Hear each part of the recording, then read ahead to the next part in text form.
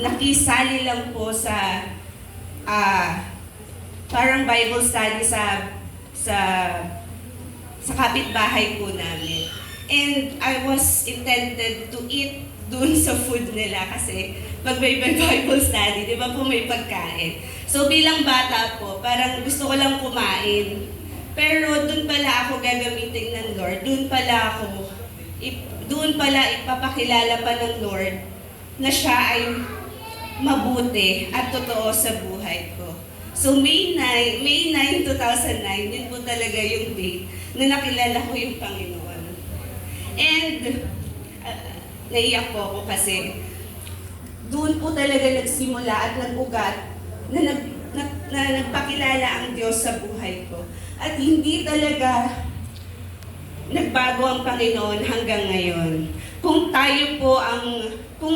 totoo po tayong naglilingkod, let's honor our God with our wealth. Ibigay po natin ang lahat sa Kanya dahil tunay na Diyos ang meron po tayong Diyos. Dahil ibabalik niya po ito sa atin ng doble. And ang buhay po namin from aircon, may aircon po kami dati, pero aircon tana lang. Opo. Pero ngayon, totoong may aircon na po. And with that, di ba po, parang God is so good na kahit sa mainit na panahon, meron pong nagsisilbing appliances na nagpapalamig po sa amin. And truly, that is great. God is great. Sige po, palakpakan po natin ng Diyos. And sa maliit na bagay po, nire-remind din po tayo ng Panginoon na maging grateful po tayo. Dahil dyan po sa maliit na bagay, mas dodoblehin niya po pag tayo po ay mas lalong nagpapasalamat sa Kanya. At kung ibabalik po natin ang lahat ng meron po tayo. Dahil sa Kanya po dapat nararapat ang lahat ng bagay na meron po tayo. Amen po. And tingnan po natin yung lahat ng envelope na meron po dyan. Sa mga first timer po, meron pong white envelope. Ayan. So, lagyan po natin ng pangalan, address po. At kung ito po ay para sa tithes, sa first timer, paki-check po. Kung offering naman po, ayan, paki-check din po.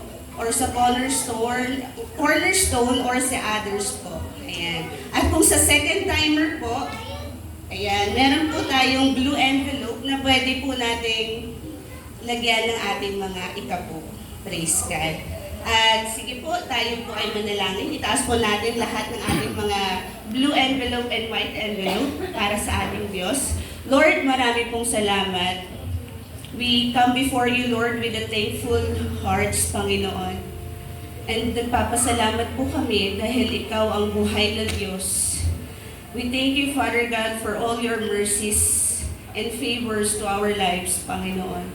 At salamat po, Panginoon, na sa aming pagbibigay, alam po namin na Ikaw ay the great provider in our lives. Maliit man ito, Panginoon, o malaki, we know, Father God, na You will multiply all those things na meron po kami.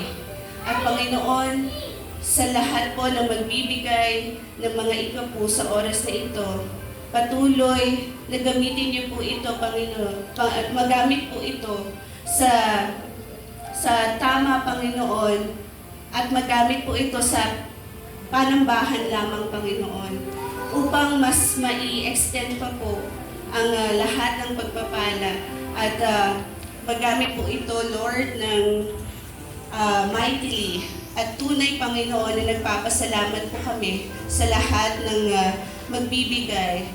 Truly, Lord, na we claim answered prayer upon answered prayers, Panginoon. At salamat po dahil Ikaw po ang tunay na Diyos at Ikaw po ang nagbibigay sa lahat ng aming sa lahat po ng mga bagay, Panginoon. At binabalik po namin ito muli, Panginoon, ng may galak at in the name of Jesus, Amen and Amen.